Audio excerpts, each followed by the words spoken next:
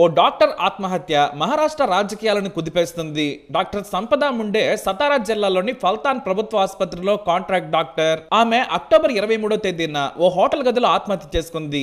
అంతేకాదు, తాను ఎందుకు చనిపోతున్నానో తన ఎడమ చేతిపై మరాఠీలో ఆత్మహత్య లేఖ రాసుకుంది. తనను Phaltan city police sub inspector Gopal Bande గత కొన్నాళ్లుగా అత్యాచారం చేస్తున్నాడు, బెదిరించి లైంగిక కోరికలు తీర్చాలని అడిగాడు, 4 సార్లు అత్యాచారం చేశాడు, నేను ఎవరికీ చెప్పుకోలేక భయపడ్డాను అని రాసింది. అలాగే అదే చేతిపై నేను అద్దెకుంటున్న ఇంటి యజమాని కొడుకు ప్రశాంత్ శారీరకంగా మానసికంగా వేధిస్తున్నాడు, నేను ఈ వేధింపులు తట్టుకోలేను, పోలీసులు మాజీ ఎంపీ రంజిత్ సిన్హా అతని పిఏ తప్పుడు ఫిట్నెస్ సర్టిఫికెట్లు ఇవ్వమని వేధిస్తున్నారు, ఏడాదిగా రాజకీయ నాయకులు పోలీసులు తప్పుడు పోస్ట్ మార్టం నివేదిక తయారు చేయాలని ఒత్తిడి చేస్తున్నారు, నేను ఈ ఒత్తిడి వేధింపులు భరించలేక ఆత్మహత్య చేసుకుంటున్నాను అని రాసింది. ఈ ఆత్మహత్య లేఖ మహారాష్ట్రలో సంచలనంగా మారింది. మహిళలను కాపాడాల్సిన పోలీసులే అత్యాచారాలు నేరాలు చేస్తే ఇంకెవరు కాపాడతారని ప్రజలు నిలదీయటం మొదలు పెట్టారు. దీంతో సీఎం ఫడ్నవీస్ సతారా జిల్లా ఎస్పీకి చర్యలు ఆదేశించారు. దీంతో ఎస్ఐ గోపాల్ ను సస్పెండ్ చేసి కేసు నమోదు చేశారు. ఇక ఎస్ఐ పోలీసులకు లొంగిపోయాడు. మరోవైపు ఆమెను వేధిస్తున్న ఇంటి యజమాని సాఫ్ట్వేర్ ఇంజనీర్ అన్న ప్రశాంత్ ను కూడా పోలీసులు అరెస్ట్ చేశారు. అయితే ఇంటి యజమాని కొడుకుతో ఆమె రిలేషన్ లో ఉన్నట్లు తేలింది. ఆ తర్వాత ఇద్దరి మధ్య సంబంధాలు చెడిపోయాయి. నాటి నుంచే డాక్టర్ సంపద మానసిక వేదనకు గురై ఉంటుందని పోలీసులు ప్రాథమికంగా నిర్ధారించారు. అయితే బీజేపీ ఎంపీకి మహారాష్ట్ర సర్కారు క్లీన్ చిట్ ఇచ్చింది. తాను ఎలాంటి రిక్వెస్ట్ చేయలేదని సదరు ఎంపీ చెప్పాడు. దీంతో దీనిపై దుమారం రేగుతోంది. డాక్టర్ సంపద సోదరుడు బంధువులు మాత్రం మా అక్కను వేధిస్తున్నారని చాలా రోజులుగా చెబుతోంది. గతంలో డిఎస్పీ ఎస్పీలకు కూడా తనను వేధిస్తున్న పోలీసులు అలాగే నాయకుల గురించి లేఖలు రాశారు. కానీ ఎవరూ స్పందించలేదని డాక్టర్ సోదరుడు ఆరోపిస్తున్నారు. ఫిట్నెస్ సర్టిఫికెట్లు పోలీసులకు అనుకూలంగా ఇవ్వకుంటే చంపుతామని బెదిరించారు.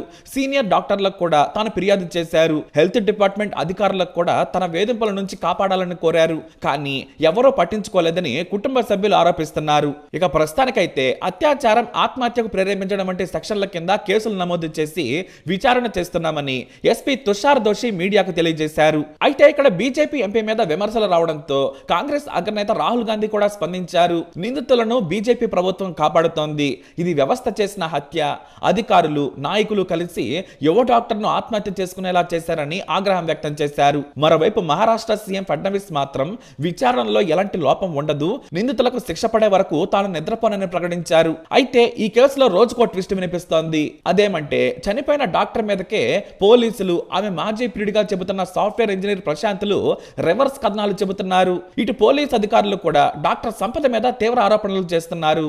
ఆమె ఎప్పుడూ డ్యూటీలో అందుబాటులో ఉండేవారు కాదు, ఆమె తనకు నచ్చినట్లుగానే సర్టిఫికెట్లు ఇచ్చేవారు, ఫిట్నెస్ ఉన్నా లేనట్టు లేకున్నా ఉన్నట్టు సర్టిఫికెట్లు ఇచ్చేవారు, అర్ధరాత్రి సమయంలో తమకు విచారణలో కీలకమైన వ్యక్తుల విషయంలోనూ ఇలానే చేసేవారు, ఆమెను మార్చాలని లేదంటే తమకు అందుబాటులో ఉన్న మెడికల్ ఆఫీసర్ను ఉంచాలని తాము ఉన్నతాధికారులకు ఫిర్యాదు చేశామని చెబుతున్నారు. ఇక ఇటు డాక్టర్ ప్రియుడు ప్రశాంత్ కూడా ఇప్పుడు పోలీసుల అదుపులో ఉన్నాడు. కానీ అతని సోదరి పూర్తిగా ఆత్మహత్య చేసుకున్న డాక్టర్ సంపదదే తప్పని ఆరోపిస్తున్నారు. నా సోదరుడికి డెంగ్యూ సోకిన సమయంలో ఆమె ట్రీట్మెంట్ చేశారు, అప్పుడే ఇద్దరు నంబర్లు మార్చుకున్నారు, ఆ తర్వాత ఆమెనే తన సోదరుడిని వేధించింది, తనతో సంబంధం పెట్టుకోవాలని కోరింది, పెళ్లి చేసుకోవాలని అడిగిందని ఆరోపిస్తున్నారు. ఆ తర్వాత ఆమె ఒత్తిడిలో ఉన్నట్లు కనిపించారు. ఆమె తమకు ఫ్యామిలీ మెంబర్ లాంటిది, మా అమ్మ సంపదను సొంత కూతురులా చూసుకున్నారని చెప్పడం విశేషం. అంతేకాదు తన సోదరుడికి సంపద కొన్ని మెసేజ్లు పంపింది, కాల్ డేటా వాయిస్ డేటా కూడా ఉంది, తాము కొన్ని ఆధారాలను కూడా పోలీసులకు ఇచ్చామని ప్రశాంత్ సోదరి చెప్పడం ఇప్పుడు కొసమెరుపు. ఇక డాక్టర్ సంపద విషయానికి వస్తే ఈమె మధ్యతరగతికి చెందిన ఓ చెరుకు రైతు కూతురు. బీడ్ గ్రామంలోనే ప్రాథమిక విద్యను పూర్తి చేశారు. ఆమె చిన్నప్పటి నుంచి చదువులో టాపర్, ఎంతో కష్టపడి ఎంబీబీఎస్ పూర్తి చేశారు. ఆమె పీజీ చేసేందుకు చదువుకుంటున్నారు, ఏదైనా స్పెషలైజేషన్ చేయాలనే ప్రయత్నంలో ఉన్నారు. అయితే ఈ లోపే ఆమె చేసే జాబ్ ప్రాణం మీదకు తెచ్చింది.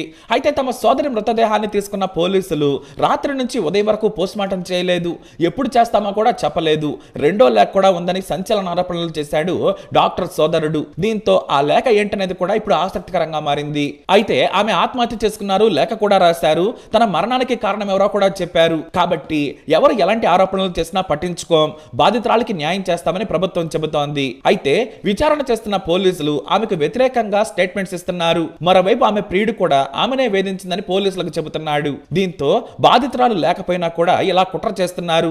కాబట్టి దీని వెనుక రాజకీయ కుట్ర ఉందని డాక్టర్ సంపద బంధువులు ఆరోపిస్తున్నారు. ఇందులో ఏదో కుట్ర దాగి ఉంది. డాక్టర్ ఆత్మహత్య కేసును సిబిఐకి ఇవ్వాలని డిమాండ్ చేస్తున్నారు. అంతేకాదు ఆగస్టులో డాక్టర్ రాసిన లేఖలోని కొన్ని వివరాలు కూడా బయటకు వస్తున్నాయి. తనకు ఏదైనా జరిగితే పోలీసులదే బాధ్యత అంటూ ఆమె భయంతో చెప్పినట్లు తెలుస్తోంది. ఇక డ్యూటీలోని వేధింపులపై ఆరోగ్య శాఖ అధికారులు కూడా స్పందించారు. వృత్తిలో కొన్ని ఇబ్బందులు ఉంటాయి, కానీ తాను ఆత్మహత్య చేసుకున్నంత వేధింపులు లేవు. ఉంటే ఆమె తన కాంట్రాక్ట్ ను రెండోసారి ఎలా ఎక్స్టెండ్ చేసుకుంటారు? నిజంగా భరించలేని వేధింపులే ఉంటే ఆమె వదిలి వెళ్లిపోయేవారు కదా అని లాజిక్ పాయింట్స్ తీస్తున్నారు. అయితే పేద కుటుంబానికి చెందిన వారికి ఉద్యోగం చాలా ముఖ్యం. ఇలా చీప్ గా మాట్లాడొద్దని కుటుంబ సభ్యులు, తోటి స్నేహితులు, డాక్టర్లు, అధికారులు పోలీసులపై ఆగ్రహం వ్యక్తం చేస్తున్నారు. మరి మొత్తానికి ఈ కేసు ఎటువైపు వెళుతుంది? నిజంగా బాధితురాలకి న్యాయం జరుగుతుందా లేదా మరికొద్ది రోజుల్లో తెలియనుంది. మరి ఇందులో తప్పెవరిది? మీ అభిప్రాయాన్ని కమెంట్స్ ద్వారా తెలియజేయండి. ఈ వీడియో అప్డేట్స్ కోసం మై ఛానల్ ఫాలో అవ్వండి, అలాగే తప్పకుండా సబ్స్క్రైబ్ చేసుకోండి. जी दुर्दैवी आत्महत्येचा गुन्हा दाखल आहे, त्याच्यामध्ये दोन्ही आरोपी अटक आहेत. एकाचा 28 पर्यंत PCR आहे, दुसऱ्याचा 30 तारखेपर्यंत PCR आहे. पुढचा तपास SDPO फलटण हे करत आहेत. तपासात इतर जे डिजिटल एव्हिडन्स याच्या आधारे आरोपींविरुद्ध काय पुरावा मिळतो याचा तपास चालू आहे. PM नोट्स आम्हाला प्राथमिक मिळालेले आहेत आणि फायनल PM नोट्स आता मिळणार आहेत. त्याचबरोबर बाकी फॉरेन्सिक अहवाल, डिजिटल फॉरेन्सिक्स आणि इतर जे मोबाईल हे ते आम्ही रेग्युलर करतो त्या सगळ्या गोष्टी करण्यात येत आहेत. प्रायमाफेशी काही प्रमाणात आरोपींचे यांचे संबंध होते असं दिसत आहे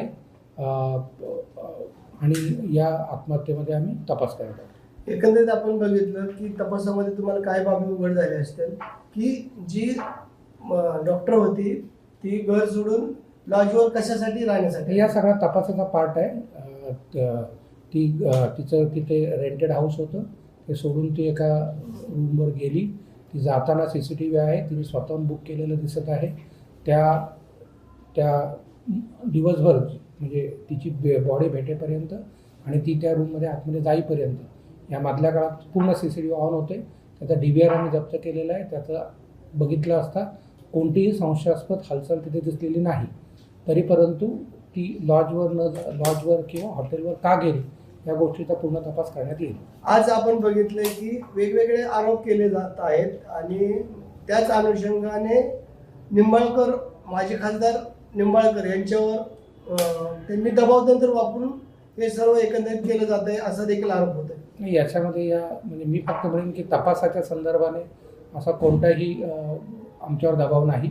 तपास हा व्यवस्थित करावा याच्याबद्दल वरिष्ठांचे आणि माननीय गृहमंत्र्यांचे आदेश आहेत आणि त्याच्या अनुषंगाने हा तपास सायंटिफिक लेवलवर अतिशय निपक्षपातीपणे सुरू आहे.